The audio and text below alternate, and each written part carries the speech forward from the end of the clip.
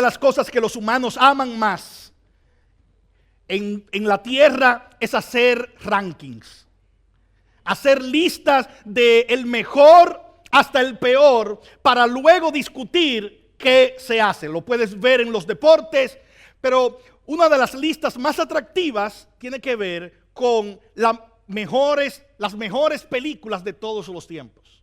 Y vas a encontrar diversas listas porque la gente no se pone de acuerdo en cuáles son las mejores películas de todos los tiempos. Sin embargo, sin importar la lista, algo va a ser muy claro.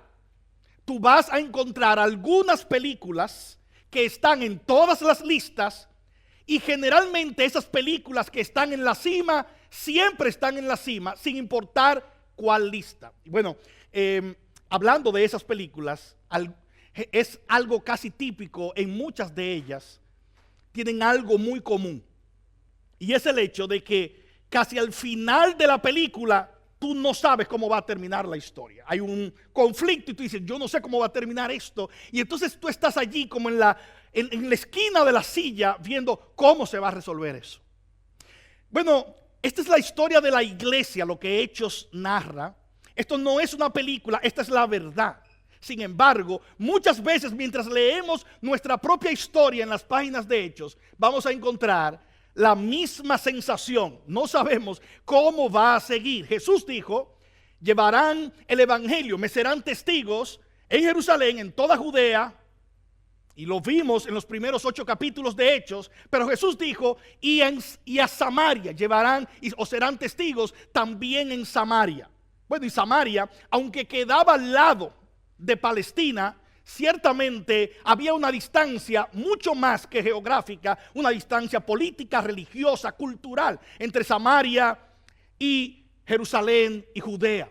Por lo tanto, antes de leer lo que pasó en Samaria, nosotros nos preguntamos, ¿y cómo va a llegar el evangelio a Samaria?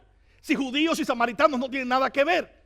La semana pasada vimos que luego de la muerte de Esteban, la iglesia se esparce y uno de esos hombres a quienes Dios usa en Samaria es este hombre de quien acabamos de leer. Su nombre es Felipe, un evangelista, un hombre que lleva el evangelio a los que no conocen a Cristo. Felipe entra a Samaria y vimos la semana pasada cómo el evangelio también entró a Samaria porque Felipe anunciaba el mensaje del evangelio. Ahora, la promesa y mandato de Jesús era que su mensaje, sus testigos iban a llegar no solo a Jerusalén, Judea y Samaria, sino que llegarían hasta lo último de la tierra. Una frase que ilustra lo que para muchos era cubrir todo el imperio, pero para la vasta mayoría significaba esa región que estaba al sur, lo que es hoy África, al sur de Egipto, incluyendo toda esta zona. ¿Cómo iba a llegar el evangelio hasta allá? El Señor nos sorprende una vez más con esta historia donde tenemos a Felipe hablándole a alguien de Etiopía. Y la idea central es esta: en su determinación por salvar al perdido, Dios coloca a los creyentes en lugares específicos para alcanzar con el evangelio a personas específicas. En su determinación por salvar al perdido, Dios coloca a los creyentes en lugares específicos para alcanzar con el evangelio a personas específicas. Ese es el caso de este texto y de hecho el texto nos muestra 3 evidencias de la determinación de Dios para salvar al perdido. 3 evidencias que muestran cómo Dios está determinado a salvar al perdido. La determinación de Dios por salvar al perdido se evidencia primero en la comisión de testigos dispuestos a escuchar su voz. En la comisión de testigos dispuestos a escuchar su voz. Versículo 26 dice, un ángel del Señor le dijo a Felipe, levántate. Así que Dios le habla a Felipe por medio de un ángel y le dice, ve al sur, al camino que desciende de Jerusalén a Gaza. Geográficamente, esta no es la franja de Gaza o la Gaza que tenemos en nuestros días. Es una zona diferente, obviamente, en las cercanías del Medio Oriente igual. Y hay algo muy particular. El Señor mueve a Felipe, y aunque Él lo hiciera aquí de una forma muy especial a través de un ángel, Aquí eso no es lo que más llama la atención de todo el pasaje. El Señor ha movido a su pueblo a hacer y a ir en misiones, y Jesús dijo que ellos debían ser testigos. Lo que llama poderosamente la atención es hacia dónde lo llama.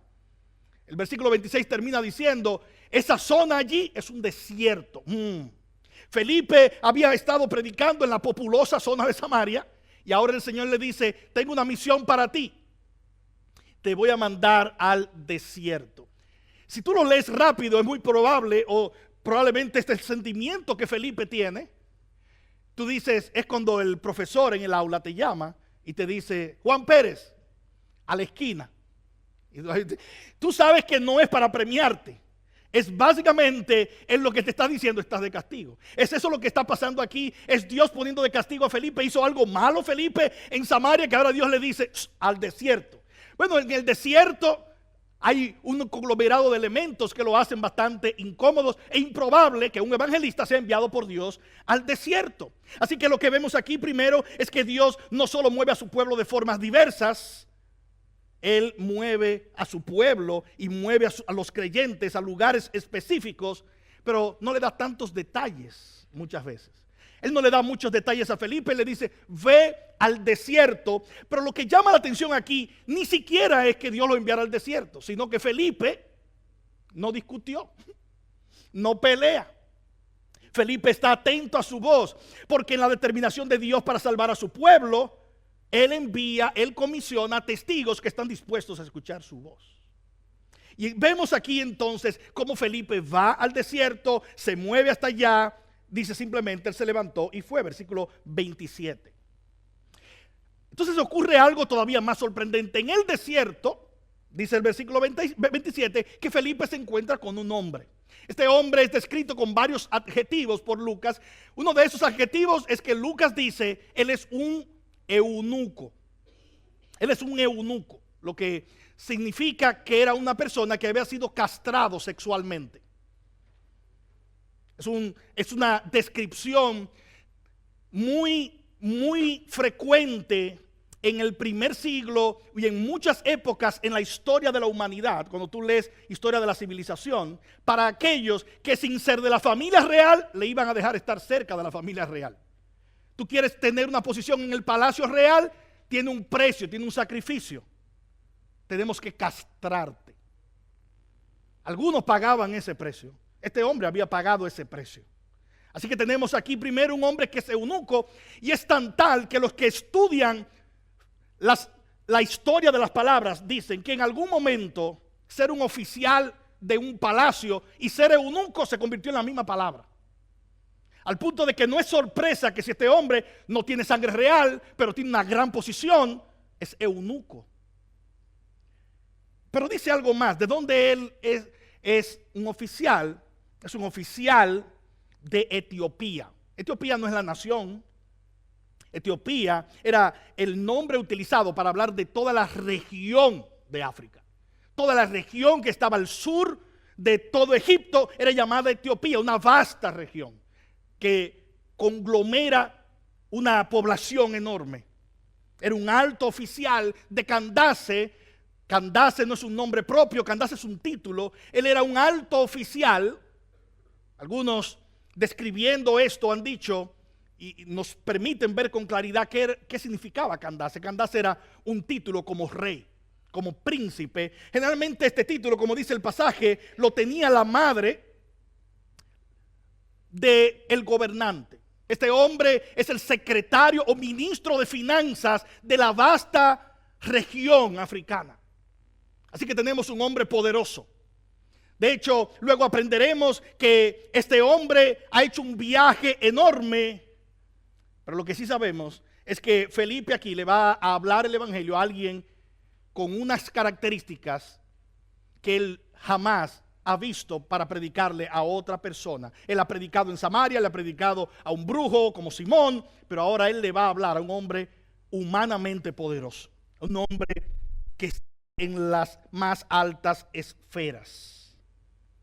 Es un administrador de finanzas.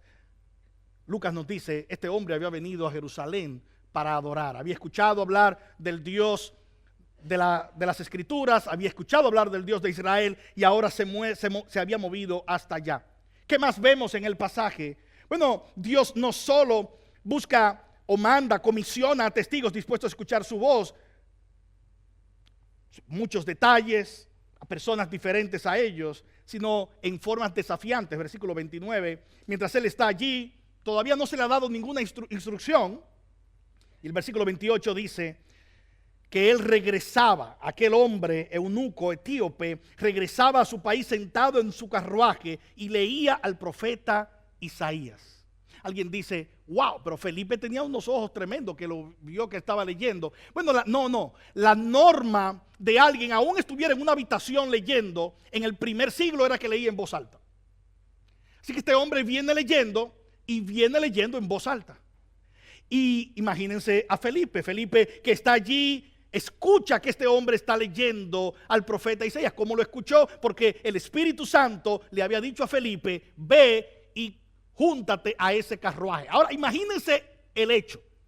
El carruaje no es detenido que está, es moviéndose que va. Así que aquí tenemos a Felipe, que es un evangelista dispuesto a escuchar la voz de Dios, pero es un evangelista que ahora va a tener que demostrar que también es atlético.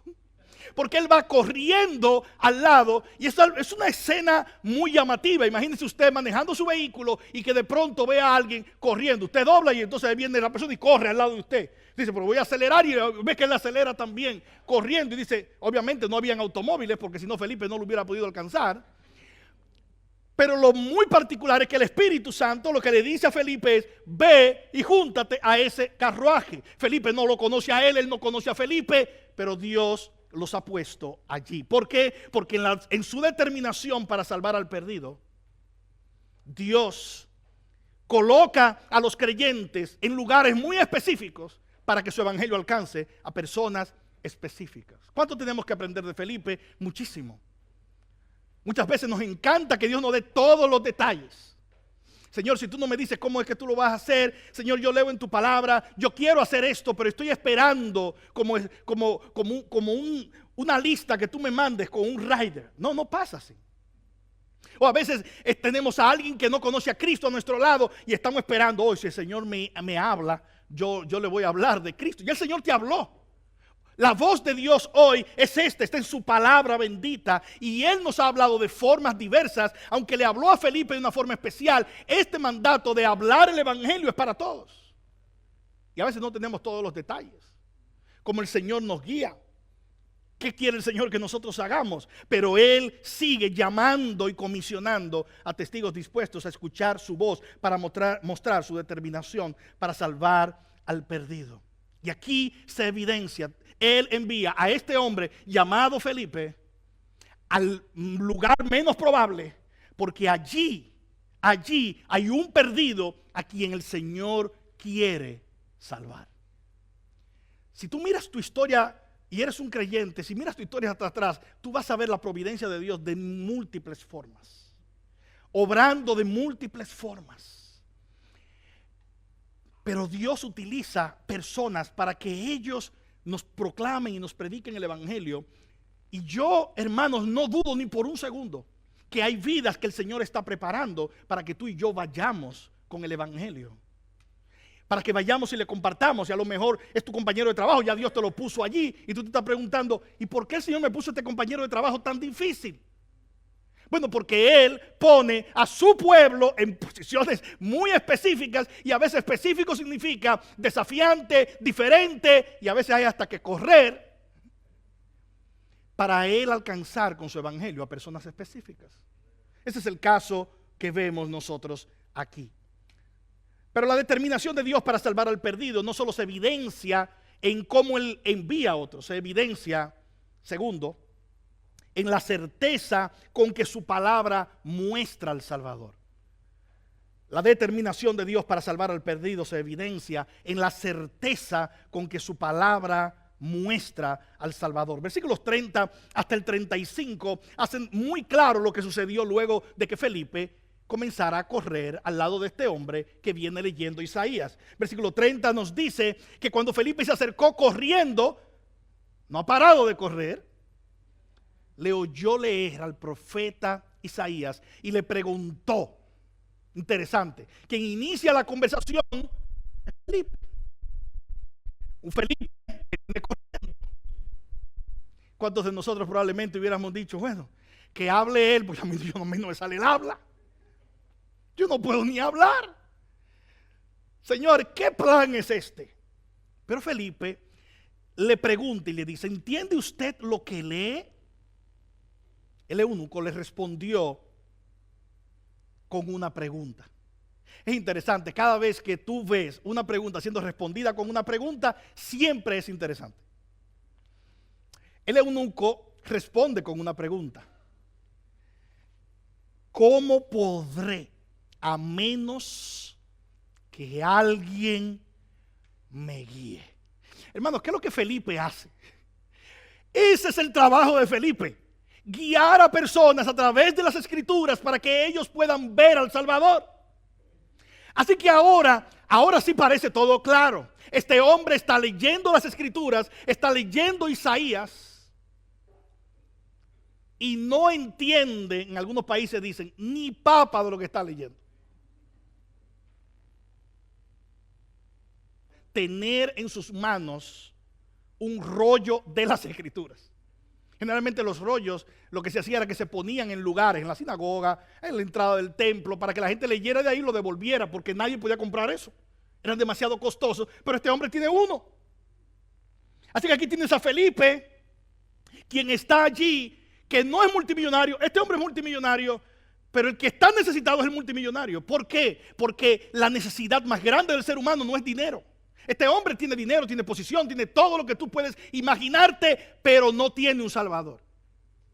Pero Dios, en su determinación para salvar, muestra que Él ama al perdido y lo revela en la certeza con que su palabra muestra al Salvador. Así que él comienza y está leyendo Isaías 53. Como oveja fue llevado al matadero, y como cordero mudo delante del que lo trasquila, no abre él su boca. En su humillación no se le hizo justicia.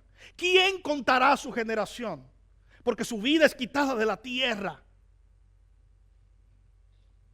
Y el eunuco entonces hace otra pregunta a Felipe. Dice que rogándole a Felipe, él le dice, ¿de quién dice esto el profeta?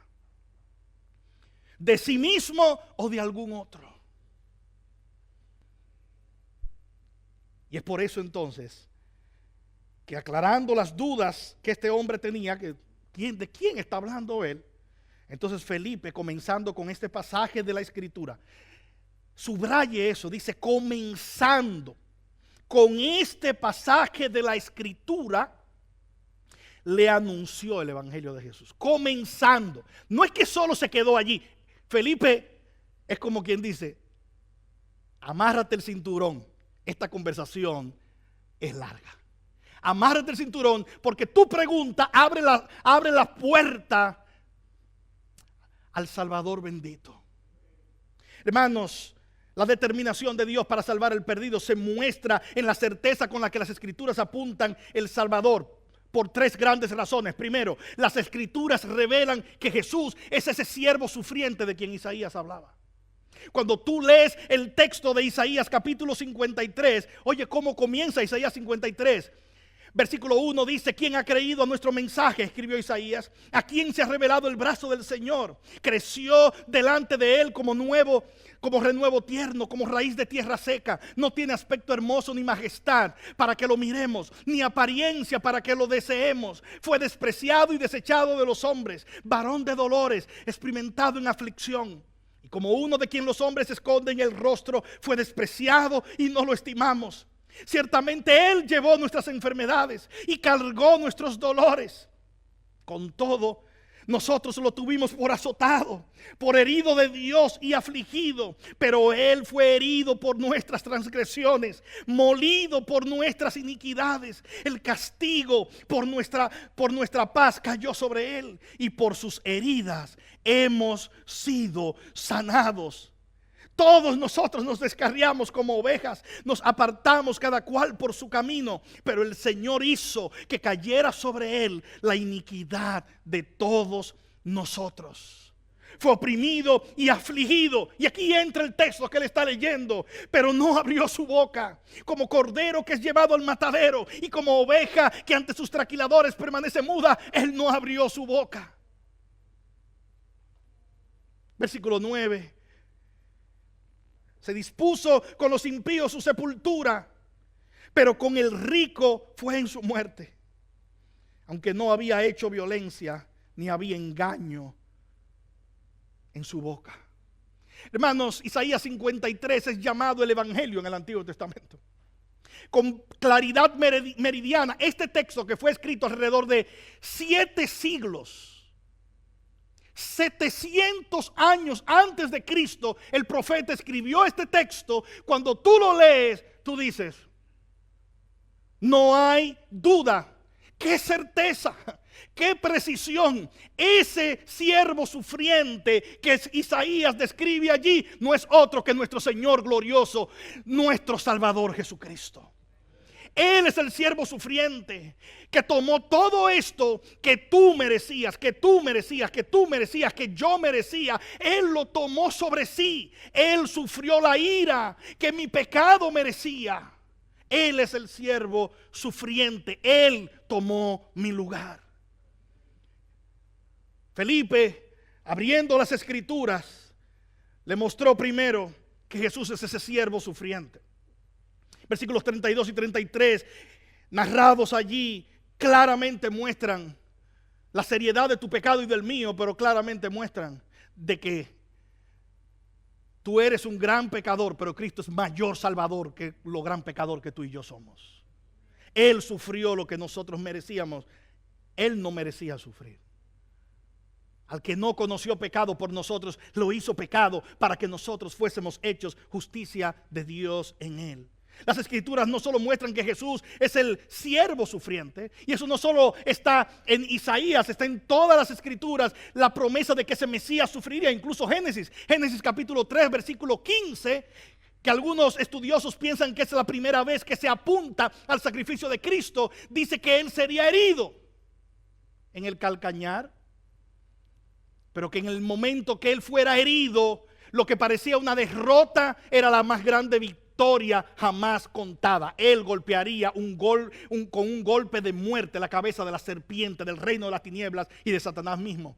Colosenses capítulo 2 versículo 15 en adelante, por eso nos dice de manera muy clara que en aquella cruz Él exhibió públicamente a los principados, a las potestades, y triunfó sobre ellos en la cruz del Calvario. Porque Él no solo es el siervo sufriente, Él también es el sustituto suficiente. Él es aquel que es perfecto. Él es el Señor soberano. Las escrituras revelan eso de principio a fin. Este hombre lo tenía todo. Pero aún así, él está haciendo un viaje de aproximadamente 1000 millas. Desde África hasta Jerusalén. Buscando ¿qué? Buscando, dice la escritura, adorar al Dios de Israel. Pero ya viene de regreso. Y es muy probable que si tú conoces un poquito acerca de lo que era la costumbre para los eunucos, tú supieras lo siguiente. Probablemente este hombre llegó a adorar al Dios de Israel y no adoró a nadie. Por una sencilla razón: los eunucos no eran bienvenidos en el templo. Hacer todo el viaje, no importa que lo que tú eras, no importa lo grande que tú eres, para encontrarte que hay un muro entre tú y Dios. Porque los eunucos, los castrados, no pueden entrar. Así que este hombre viene de regreso. Y como cuando viene de regreso, Dios envía a Felipe para que le anuncie el Evangelio. Y algunos han dicho, ¿sabes por qué? Probablemente él venía leyendo este texto, este rollo, porque no habían versículos y capítulos en ese momento. ¿Sabes por qué venía leyendo este rollo? Porque si tú lees Isaías 56, ahí dice lo que el Mesías hará con los eunucos. Dice, Él les devolverá el favor. Probablemente él está leyendo y va a llegar hasta este punto y él quiere saber quién es ese el que hace eso. ¿Quién es aquel que rompe la barrera entre Dios y el hombre? ¿Quién es aquel que rompe el muro de aquellos que necesitan salvación y están clamando por salvación? ¿Quién es aquel que puede convertirse en la escalera entre Dios y los hombres. ¿Quién es ese puente? ¿Quién es ese mediador? Felipe le dice, es Cristo, es Jesús, y lo dicen todas las escrituras. Hermanos, ¿conoces tú las escrituras para poder guiar a otros hacia Jesús con las escrituras? Hermanos, ese es el gran reto que tenemos nosotros. Es ser discípulos dispuestos, testigos dispuestos a escuchar la voz de Dios, pero tenemos que poder guiar a otros con las escrituras. Hermanos, la fe viene por el oír, dice la palabra de Dios. ¿El oír qué? ¿El oír? La palabra de Dios. Pero tenemos que conocer la palabra de Dios. Tenemos que conocer lo que ella dice sobre nuestra necesidad, lo que dice sobre Cristo como aquel que es el único que puede satisfacer toda necesidad. No basta con estar sentados aquí. Tenemos que amar la palabra de Dios, ver la palabra de Dios, y ella nos va a mostrar que ese siervo sufriente, sustituto suficiente y Señor soberano es Cristo Jesús. ¿Qué sucedió con él? La determinación de Dios para salvar al perdido se evidencia no solo en estos dos elementos que hemos visto, finalmente se evidencia en la conducción del Espíritu Santo que trae conversión. Cuando tú lees el versículo 29, versículo 36 hasta el 40, si tú lees la historia completa, tú te vas a dar cuenta de lo siguiente. En todo momento Dios ha estado en control de lo que está sucediendo. El Espíritu Santo ha armado todo esto, mostrando la determinación de Dios para salvar al perdido. ¿Cuántos elementos aquí obedecen a la conducción del Espíritu Santo? ¿Cuántos elementos en toda la historia? Es por eso que la determinación de Dios para salvar al perdido se evidencia en la conducción del Espíritu Santo que trae la conversión. ¿Qué tú tienes en el pasaje? Bueno, tú tienes primero a Felipe siendo guiado al desierto, una obra de Dios. Tienes a Felipe corriendo al lado del carruaje por mandato de Dios. Tienes a un hombre en el desierto por la providencia de Dios. Tienes a ese hombre en el desierto leyendo Isaías. No solo está allí, está leyendo la Biblia por la providencia de Dios. No solo está leyendo la Biblia, está leyendo Isaías 53, el pasaje que habla sobre Cristo más claramente en todo el Antiguo Testamento, por la providencia de Dios.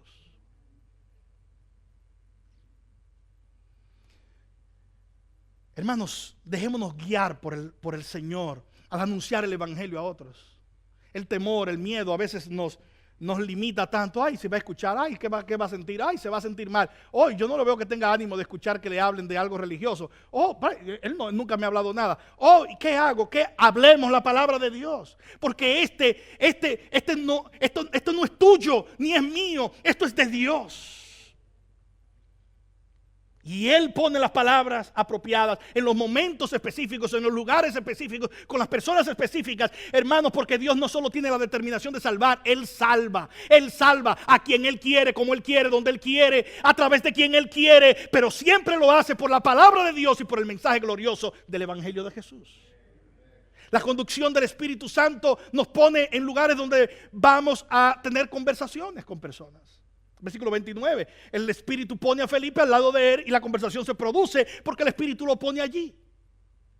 El Espíritu usará su palabra para traer convicción. ¿Qué sucedió? Versículo 36, oiga lo que dice. Dice que cuando iban por el camino a un lugar llegaron a un lugar donde había agua.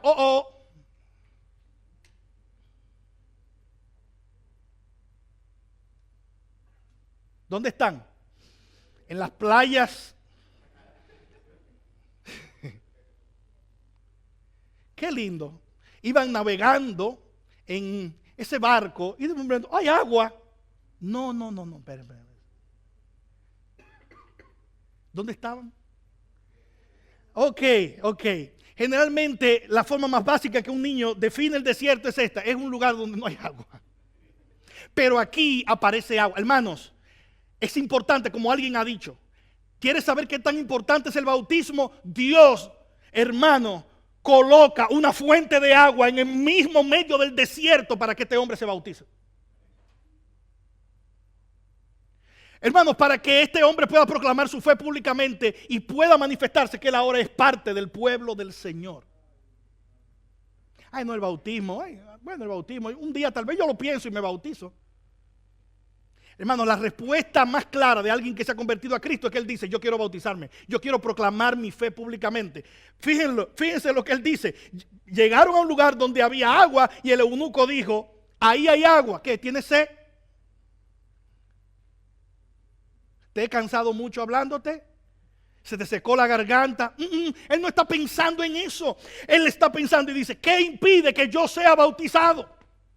Felipe le habló el evangelio tan completamente, hermanos, que Felipe le habló también del bautismo. No dejó nada. Y este hombre ahora dice: ¿qué impide que yo sea bautizado? Aquí hay humildad, pero también hay convicción.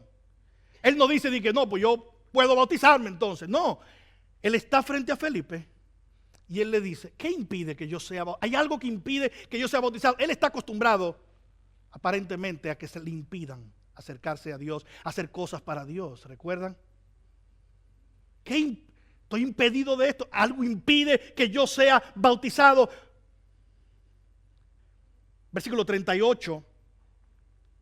Es como el texto en los manuscritos más antiguos continúa. Dice: y mandó parar el carruaje. Ambos descendieron al agua y Felipe lo bautizó. Hermanos, porque el bautismo es esto, es la proclamación pública de la fe que se convierte en una imagen de que la persona que ahora es un creyente ha muerto con Cristo y ha sido resucitado a una nueva vida con Él, porque Él se ha identificado con Cristo tanto en su muerte como en su resurrección. El bautismo es una proclamación pública de mi fe que me identifica con Cristo, muriendo con Él, pero resucitando con Él a una nueva vida. Eso es lo que el bautismo muestra. Ese símbolo es lo que tiene el bautismo. Esa es la imagen que el bautismo muestra. El bautismo no te salva, pero hace una imagen de esto. Este hombre dice: yo quiero identificarme con Cristo haciendo eso. El bautismo necesita suficiente agua. No hay aquí argumento alguno que sostenga que se necesita poca agua para bautizar. Dice que ellos descendieron al agua y Felipe lo bautizó. Dice: al salir ellos del agua, el bautismo no es echándole agua a la gente arriba, no es rociándole agua, saliendo del agua. Dice: el Espíritu del Señor arrebató a Felipe y no lo vio más el eunuco, que continuó su camino gozoso. Fíjense, si alguien pudiera describir la vida cristiana, esta es la manera como la vida cristiana puede ser descrita. Cuando Cristo te salva, el gozo del Señor transforma tu vida. Tu vida ahora está llena de gozo. Las circunstancias pueden mantenerse, pero el gozo del Señor nos sostiene en medio de nuestras debilidades. Este hombre continuó su camino gozoso. Felipe no estaba, pero él había conocido a alguien más grande que Felipe. Él conoció al Señor Jesucristo, porque el Espíritu lo condujo a la conversión verdadera. Versículo 40. Pero Felipe se encontró en Azoto luego de ser transportado, y por donde pasaba anunciaba el evangelio en todas las ciudades hasta que llegó a Cesarea. El Espíritu te pone donde se produce la proclamación. El Espíritu usará su palabra para traer convicción, para modelar la comunión que el bautismo proclama. Y el Espíritu no se detendrá. Esta obra tiene continuación continua. La tradición dice que este hombre, este eunuco, se fue a su país y que él plantó la primera iglesia para toda África. Este es el primer gentil que se convierte a Cristo. No sabemos, hay tantas leyendas de lo que sucedieron. Muchas iglesias dicen que fueron fundadas por él, pero es solo la tradición. Lo que sí sabemos es que el texto muestra que este hombre fue traspasado por el poder de Dios. Y en aquel día quedó como un ejemplo de la determinación de Dios, del Dios que es el misionero perfecto para salvar al pecador. Hermanos, que el Señor nos utilice llevando el evangelio a otros, profundizando en las escrituras para poderle hablar a otros. Hermanos, porque algo es muy claro: en su determinación para salvar al perdido, Dios nos va a colocar en lugares específicos para salvar a personas específicas, que estemos dispuestos a escuchar su voz. Oremos en esta